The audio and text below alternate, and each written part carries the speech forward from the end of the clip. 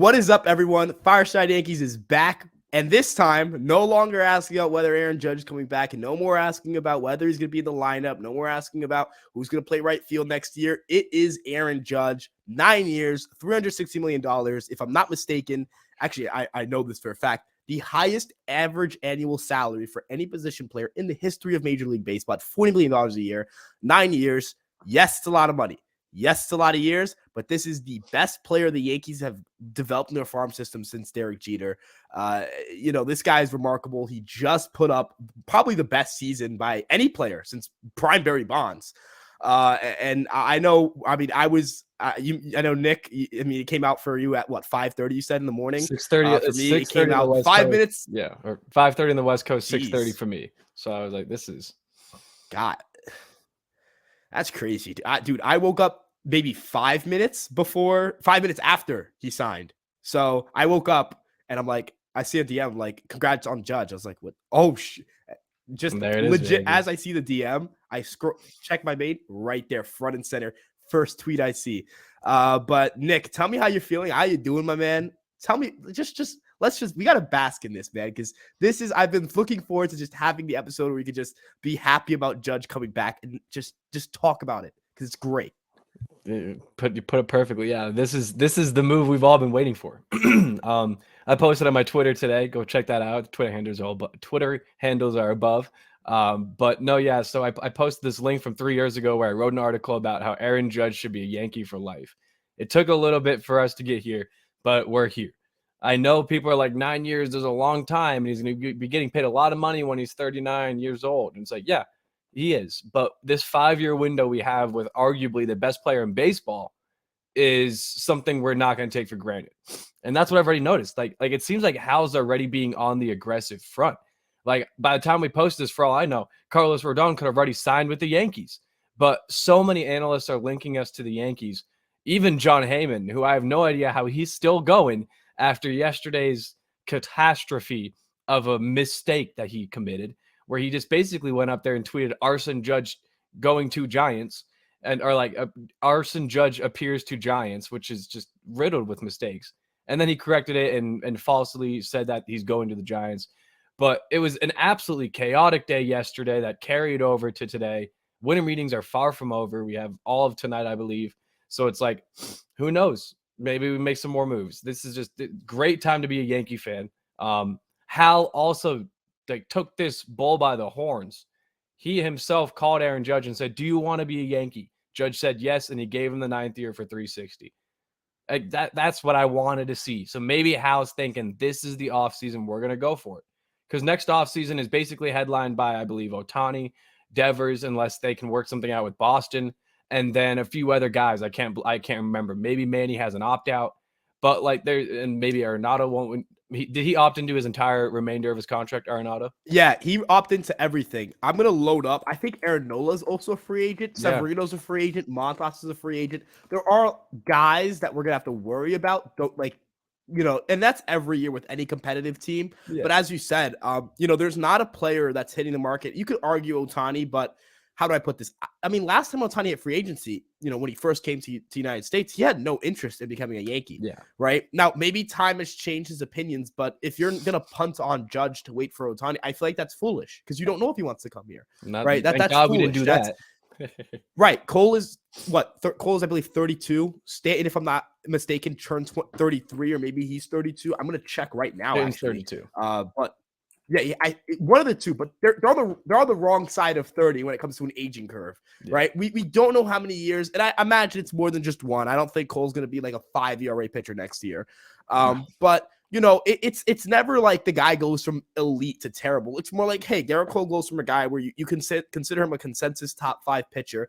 So you fast forward in 3 years, okay, he's 10 to 15. Fast forward another 3 years, okay, he's top 20, right? Like that's kind of how that degrading goes, right? And right, when you go from having a top 3 pitcher to a top 20 pitcher, right? It's still a good pitcher, but it's not the same.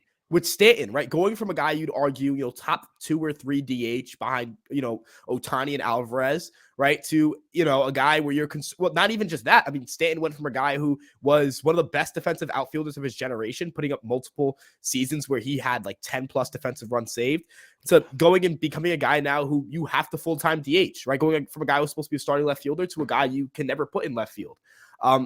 Aging, we don't know how that's going to affect certain guys. And I understand that's going to raise a lot of alarms for Aaron Judge, but it's more so using this to talk about the urgency to be very good right now. You mentioned Carlos Rodon. If the Yankees go on to get Carlos Rodon, I can already hear it. No, does he help the Yankees hit, the Astros pitching? Absolutely not. But do you know what he does for you in terms of your pitching stat? Do you understand how hard other teams are going to find it to hit the New York Yankees? Do you realize getting Carlos Rodon makes it so that how many games the Yankees get shut out in the ALCS? I believe maybe not a single game, right? I think maybe game 3. Yeah, I was gonna say maybe one game it was like 1-0 or a couple of 0. Yeah. So because I believe it was the game Cole pitched. There were errors, and it was just game 3 was just a horrible vibe. It was horrible. The whole series was horrible. Probably vibes, one of the worst Ryan. games. It was, but game 3 was a real killer, and I believe that's the only game they got shut out in. If the Yankees shut out the Astros in, let's say, 2 of those games, right? It's a 2-2 series, right? So, I'm not saying this to say the Yankees, should rely on shutting another team out, but yes, it can actually be an asset for you if you can reliably hold teams to 1 or 2 runs in the postseason because you have so much pitching. That's what the Astros did to us. That's how they beat us, right? So, if we want to sit here and say having a bunch of elite starting pitching doesn't matter, rewatch the Astros postseason run and then ask yourself if it doesn't matter, right? They won an 18-inning 1-0 game to advance the ALCS. They beat the Yankees twice in run games, and they held the Yankees to maybe 3 or 4 combined runs in the first 3 games. If I'm maybe 3 or 4, it was five, a rough right? series. It's a ridiculously low number, right? Phillies, they after they went down 2-1, they absolutely carved up the Philadelphia lineup. So, yes, pitching can win you championships. I don't know where this is alluded to Yankee fans, especially considering if we send the clock back 4 or 5 years, every Yankee fan would be like, pitching wins championships. Yeah. Look, I get it. There's obviously, if the Yankees could get a shortstop and a pitcher and this and that'd be great. That's not going to happen. We know that's not going to happen, right? I'm not going to sit here and call Hal cheap, right? As you mentioned, this is look at what he just did, right? Yeah, that was his Yankee moment, dude. That was his Yankee moment. Special. I got to give the guy props. Like he saw this as a Jeter 2.0 situation and said, this guy is the face of the franchise, someone we cannot let go. If we do, we're going to have to rename the judges' chambers. We're going to have to change how we market everything. We're going to lose millions a year in revenue. We're not going to have a successful ticket sales, and the team just won't be as good without him. No matter how we want to replicate it, let's be real here. Aaron Judge is not going to have another 11-war season. I'm not saying he is. But Aaron Judge could very easily put up a 7-8-war season. He's still in the prime of his career. Give him 3 more years. He's still going to probably put up 18, probably around that F-war in the next 3 years combined. Like, that's insane. So to have that level of talent on your team now, you can build around it. And getting Rodon is an obvious, in my opinion, an obvious move. And there's been all the analysts that have been linking it to the Yankees and saying that Jack Curry said they're really in on it. Michael Kay said they're really in on him. Everyone's coming out and saying Carlos Rodon to the Yankees almost seems like kismet. Like this is gonna happen. So if that happens, it just comes down to, it looks like the Yankees are saying, screw the 273 luxury tax. We're going over that threshold and we're just gonna spend. And if they do, this could be a great offseason because we could still go get another outfielder to play left field because we don't have anyone playing left right now. So whether that be Benintendi or Masataka Yoshida, Michael Conforto, I mean, there's some options out there. I feel like this is going to be the offseason that a lot of Yankees fans that are younger are going to remember as the first really good offseason for the Yankees. Yeah, and looking at who's off the board, who the Yankees have brought in so far the Yankees had a very good offseason. Anthony Rizzo's back on a very team-friendly deal. Tommy Canley, right? That's you were big on that. You very happy. Wrote the article for Empire Sports Media. You were talking, the Yankees should bring back Tommy Canley. I think most fans would be very happy with Tommy Canley, and they brought him back. $5.75 million a year, $11.5 million total for 2 years. This is a guy who still has remarkable stuff. You were talking about his increased changeup usage. He's a big changeup guy now. He was three-quarters of the time last year, but yeah, that's a big piece for the bullpen. Considering you look at the back end of the bullpen, right? You have Clay Holmes, or I guess the front end, kind of. I don't know how you. I back guess end of the pen is Clay Holmes, closer, yeah. Right. like it back end's the right term for it, not because it's like the later in the game. So okay. But Clay Holmes, Michael King, Jonathan Loaizaga, Wandy Peralta, right? That bridge, Martinacio's part of that bridge. Trevino's part of that bridge. Now you throw in Tommy Canley as that third bridge, as like you could see these guys pitching the 7th or the 8th inning. Hell, Trevino was asked to get like a 3-inning save against Toronto, right? You could see Martinacio closing games at some point. You could see, Canley definitely getting a 9th inning appearance every now and then. Yeah. But you now have, 7 guys who I can throw in if Aaron Boone calls them in the 8th inning in a close game, in a close, good game. 7 guys where I'm very confident they can do the job, right? Where I'm like, yes, this is a good reliever. No more Abreu, no more Castro. I mean, I like Weissert, but I don't know if he's even going to have a spot there next year. I don't think Litke's going to be back, even though he was actually like the multi-inning guy last season. Like Litke, I don't know where he's going to go, but that's the other thing. Like this bullpen is so talented and there's so many like good pieces we have that the depth is there. This last season, that's why I see the Yankees making some more moves, because just like numbers wise, I don't think that their current 40-man is going to be what it's going to be in like a couple of weeks.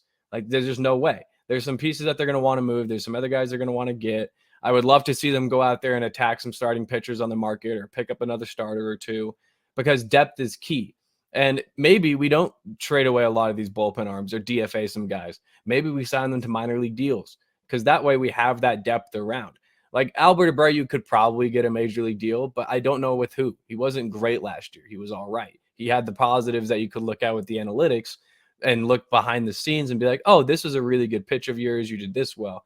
But as a whole, Albert Abreu is a guy no one wanted pitching close games. So this Yankees team isn't going to be the same as it is right now, even with Judge returning.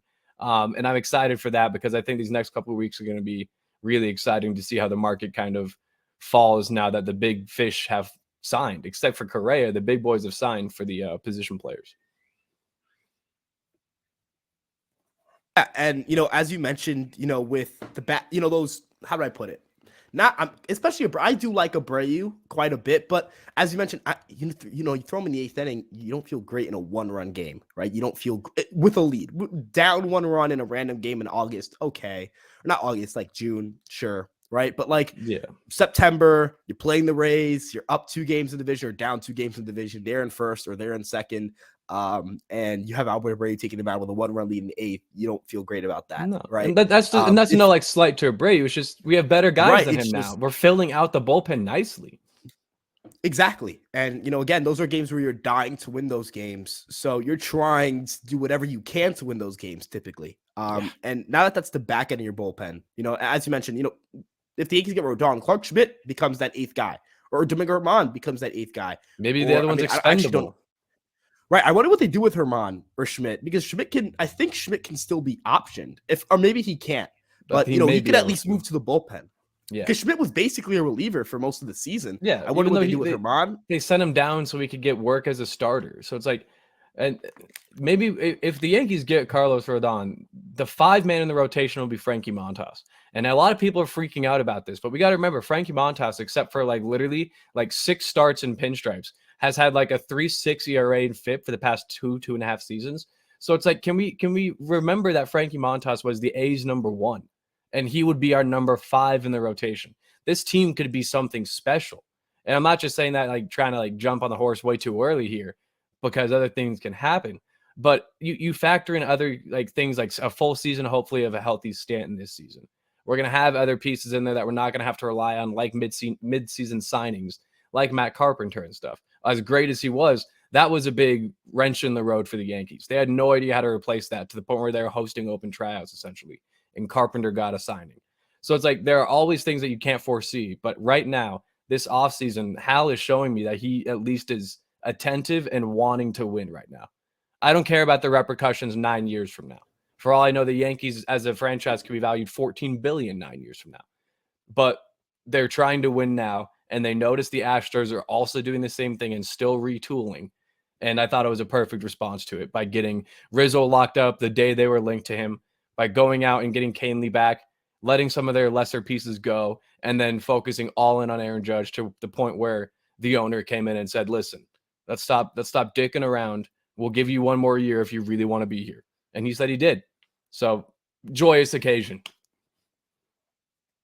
And I think another very big portion you mentioned is getting the job done, right?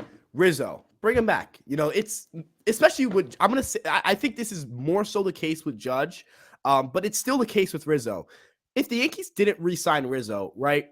Sure, yes, they could have brought in like Jose Abreu, I guess. I guess, right? Or maybe they could have brought in, maybe Josh Bell, right? But how do I put this? It's different, right? Abreu might have, he did end up costing more. Yeah. And I would still say I think Rizzo's the better player. That's up for debate, but especially for the Yankees, I think a lefty pull hitter is a little bit better for the stadium than what Abreu kind of is as like a righty pull hitter. And not as much power as Rizzo in terms of the home run department, and also older, right? So there's a lot more risk of the aging curve hitting there for a team that's already, pretty not old, but is going to rely on some guys that are already in their 30s, right? So a 36-year-old first baseman for the next 3 years, or having him when he's like 39, basically. I don't know if that's the best fit for the team. Judge could not be replaced. You can try to reassemble an offseason, and I still think the Yankees could have a pretty good offseason. They could still get up, be a very good team next year. If they do certain moves and they didn't bring back Judge. But you can't replace Judge, right? You cannot directly replace Judge. And I think that's something a lot of people didn't think about. If it was Judge and the Yankees have no chance at bringing in a Rodon, or they don't want to bring in any other elite talent, okay, I can understand that argument. The Yankees, and this is going to hinge a lot on Rodon, and I'm hinging a lot of this on Rodon. But if the Yankees are able to bring in Rodon after signing Judge, what's really the counter argument, right? Because if you were to sign a shortstop, let's say, hypothetically, let's say it's Carlos Correa, and the Yankees had Carlos Correa and Carlos Rodon, versus Aaron Judge and Carlos Rodon. That's a worse duo to have Carlos Correa and Rodon. I'm going to just use the last names because two Carloses can't do it's not rolling off the tongue. But a Judge and Rodon offseason is simply better than a Correa and Rodon offseason. Yes, absolutely. You can say, what about a Judge, Correa, and Rodon offseason? But that's well, no shit, that'd be the best one. Right. Isn't and Correa we only could 28 sit here. still? Yeah, he turned 28 during 2022, so he's going to be it's pretty cool. I think Correa could get a Trey Turner-esque deal, but with slightly better AAV, because I think people think Correa is still better than Trey Turner, which I disagree with, but the market's set, dude. Everyone's getting big bags this offseason. The way I see it is I think you're going to be more comfortable giving him more year. Like, you'd be more comfortable maybe giving him a 12th year because, okay, until he's 40, right? Because he's 28. Insane. It is a lot of money. It is, but like, how do I put it? If you're a team, you're like, okay, $35 million a year, $33 million a year, or what? Like, I think the Phillies game on 11th year, so it's $27 million a year. Yeah, that's the same thing we did at Harper. So that Harper's money, no trade clause as well, so he's there for it. That's right. And yes, they're gonna be terrible in like 10 years. Absolutely horrific, so bad, but should be pretty bad. Right, or they have a lot of money that's invested in some bad Harper's still batting .340 at age 38. Hey, I'm not rooting against anyone, right? But except for like the Red Sox, Rays, Astros, you get what I'm saying. But I'm not rooting against the Phillies' success. But I'm just like, yes, that back end of a contract of a 9-year, 8-year, 10-year, 11 years, especially, deal is not going to look great. Talking about Aaron Judge specifically here, year 9 is not going to be great. Year 9 is not going to be some 6-win season. He's hitting 55 home runs. He's doing this and that. We know it's going to suck. We know it's going to suck. The very likely possibility is not going to be a good major league player by then. We all understand and recognize this. But that makes sense. I would like to, or would he be 40? Because it's not. He would be 40. Oh, maybe 40. He would be 40. Yeah. Yeah. Or let's think, because you see, I have a weird way of looking at numbers. So 31, 32, 33, 34, 35, 36, 37, 38, 39. No, he'd be in his age 39 because his age 31 season starts during the season on April 26th. That's an important distinction. He's not already 31. That would be different. Yeah, he's only a year older than Trey Turner, which is crazy. He's the same age as Bryce Harper, if I'm not mistaken. They're like 6 months apart. Crazy to me. Bryce Harper's been in the league for like 24 years. I know it's been like a decade, 11 years, but Harper's at this point has already booked his Hall of Fame, like Hall of Fame ballot. Like, this dude is an incredible player. And I mean, you know what? Judge is also right around there as well. Judge has 3 or 4 more really good seasons in pinstripes, which I think he will. He's a Hall of Famer, which is crazy to think about. Yeah. And, I really want to, emphasize this. The Yankees gave him that money not because they feel like they had to, right? If the Yankees didn't feel comfortable giving him 9 years, 360, I think they would have thought of a way to pivot elsewhere. Yes, the fans definitely influenced the decision. Yes, that matters. But I think you could see a very large portion of this fan base seeing 9 years, 360 to the Giants and saying, okay, 9 years, $260 million. Yankees are willing to go there. Okay, I can see it. You know what I mean?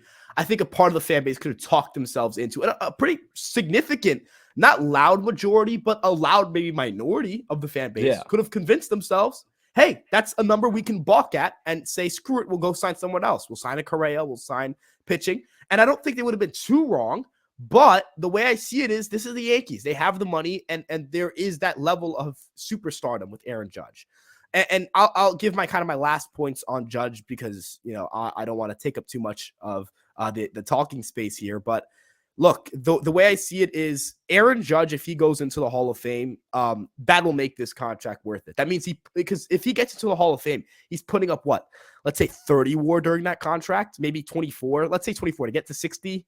It'd be 24 according to Fangraphs. Yeah, but he'll have 24 WAR over 9 years. That's a little bit low. That's not, Yeah, a couple hundred home runs too. The dude's he'll be a Hall of Famer. If he's able to, yeah, I think he can get there. And, it's averaging 2.6 WAR a season for 9 years. Obviously, you want that number to be higher, right? But the way I look at it is Judge is also going to have the opportunity to DH towards the back end of that contract because Stanton is going to be off the books by then. I believe it's by year 6 that Judge, or after the first 5 seasons. Yeah, so year 6, Judge is going to be able to DH because Stanton's not, it has a club option. The Yankees can decline it, use a buyout. I imagine that's what they do. I would be shocked if they cut him if things got really ugly. That's what they did with A-Rod. And to kind of talk about A-Rod's use him as an example here, because I know a lot of people are going to talk about the playoff performances. Alex Rodriguez was horrible in the postseason from every year of his career for the Yankees up until 2009. He signed an extension, I believe, after the 08 or 07 season. And that extension ended up being a nightmare for the last 2 or 3 years. But the Yankees would have had maybe 21 years without a World Series title because it would have been 2000. Yeah, so 21 years. Going on 22. No, this would be year 23, right? So, look, yes, we're taking a risk here. But if the Yankees win a World Series in the next 3 seasons, World Series champion Aaron Judge, the World Series champion New York Yankees of whatever year it may be, if Aaron Judge plays a huge role in that, no one's going to care about the contract. No. CC Sabathia was a disaster during a lot of those years of those contracts. People forget 2014 was not great for him. 2013 was not great for him. 2015 was not great for him. 2019, I know they brought him back. So that's not count. We're not going to count that as that part of the contract. And that's also his last year. But those 3 years in a row where the guy who you had just paid 4 years prior in 2013, a big sum of money to, and was a Cy Young candidate in those 3 years was awful, terrible, unequally terrible. Does anyone talk about CC as this albatross contract that ruined the Yankees? No, because he won them a World Series. No one's going to care. No one cares about AJ Burnett. Not a single soul talks about AJ Burnett. No one cares about Mark Teixeira's contract. That was an albatross towards the end. No one cares about these contracts if you win a World Series. I'm going to say this about Carlos Rodon too if the Yankees are to sign him. If the Yankees sign him to 6 years and it's 28, 29, $30 million a year, you might go, oh, he's got shoulder issues. Give me 3 years of being great. Win a World Series in those 3 years. If he sucks after, I don't care. I really don't. You got to go all in now. I don't care. This team's got young players up the butt, right? They've got some random Dominican kid from the Winter League, who out of nowhere just is going to explode in the next 2 years and become a top prospect. They've got, a guy they drafted in the 3rd round who's suddenly throwing 100 miles an hour for some reason 2 years from now we'll be talking about probably. It doesn't really matter, right? This team knows how to draft. This team knows how to sign international free agents. It's not going to matter. If these guys are not very good in the latter halves of their contract, it's not going to matter. This team prints money out the butt. Yeah. It's really not going to matter. And we're going to say, well, Hal's going to, in year 6, Hal's not going to sign a certain free agent because he signed Aaron Judge. And if he's wearing a ring, I don't care. So you need to give yourself the best opportunity to win. Absolutely. Cole's not going to be 32 forever. Stan's not going to be 32 forever. Judge is not going to be 30 forever. You need to win now. There's a reason they're doing this, right? So Yep. I know I just went a little bit of a spiel here, but I guess to sum it up pretty briefly, the Yankees can spend stupid amount of money, somewhat reckless amount of money, and get away with it because they're the Yankees, and because they draft well, and because they sign players very, very well, and because they do this very well, and because they develop very well. Ken Waldichuk, when they traded for Frankie Montas, who you mentioned, I think he's going to play a big role in this team. He was what, a 4th, 5th round pick, right, in 2019, the same draft as Anthony Volpe, right? One of the guys they traded for Andrew Benintendi, Chandler Champlain, was a 9th round pick in the year prior's draft, the 2021 draft. Will Warren is a 8th round pick, and he's what, our 2nd best pitching prospect, top pitching prospect. Clayton Beater was traded for a struggling Joey Gallo on an expired contract. That dude is filthy, right? Yeah, he had a really the Yankees good, find really good guys half season with us. Right. The Yankees will find guys. The Yankees will always find guys. This team has not been bad, objectively bad, in 30 years. If you are not 30 years old, if you are younger than that, if you are Nick and I's age, we don't have a co-host who's old enough to live for a bad Yankees team, a below 500 Yankees team. The worst team we've been alive to watch is what, an 84-win team? The horror. We've watched like a slightly better than average baseball team. That is the worst team we've ever watched. They'll find guys. That's that. I'll stop there. No, that's great spiel. That's I'm just gonna kind of second all of that. Essentially, this team is committing to win right now, and that's what you want to see if you're a fan of a team. I mean, even if you're the Yankees or if you're a Rays fan, it doesn't matter. If you see your team spending money, you should feel happy. I don't know why there are a lot of fans out there that are like, oh well, we don't spend money. I don't know why you want to brag about your owners not giving a shit. I'm sorry, not our fault. Like that's how baseball should work. Your owners should want to put money into the team to make money back from the team. The Yankees are putting money into the team. This year, they put even more than a lot of people were expecting. Aaron Judge also, shout out to him for not taking the 10-year, $400 million offer that was on the table from the Giants and from the Padres.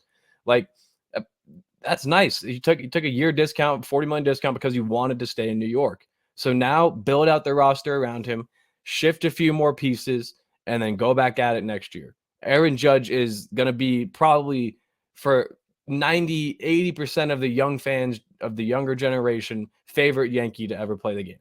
And that should be something that the Yankees hang their hat on and say, this is why we made the deal. So that's my ending point. I mean, hopefully by the time this episode airs, we'll have Carlos Rodon agreeing to terms with the Yankees. Yeah, hopefully. Again, thank you guys so much for checking us out. And I want to second that point about the Judge thing, right? People call him selfish. They said he was money driven. Aaron Judge has every right to ask for as much money as he wants, and he got as much money as he wants. Never call that man selfish again. He is the captain of the New York Yankees. But again, first and only thank you guys payday, so much dude. for watching. First and only payday. Yep, only payday.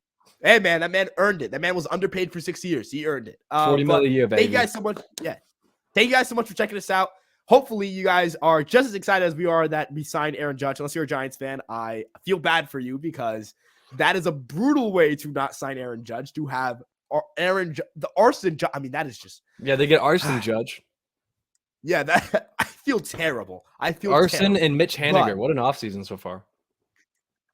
Hey, man, they might get Correa. So, hopefully, look, if we're not going to get Correa, so at least I don't like them, but I feel bad. But again, if you're a Yankees fan, you're probably happy. Thank you guys for checking us out. We're going to have more content about the offseason as things come out. If the Yankees sign Rodon, you will be hearing from us very soon. So hopefully that's the next time you hear us. If we have to record an episode about, what do the Yankees do in the pitching market because they didn't get Rodon, I will be depressed. But it's fine. That's okay. We'll see you guys in the next video. Like, comment, and subscribe. We're growing like crazy. It's because of you guys. And we'll see you guys in the next video. Peace out.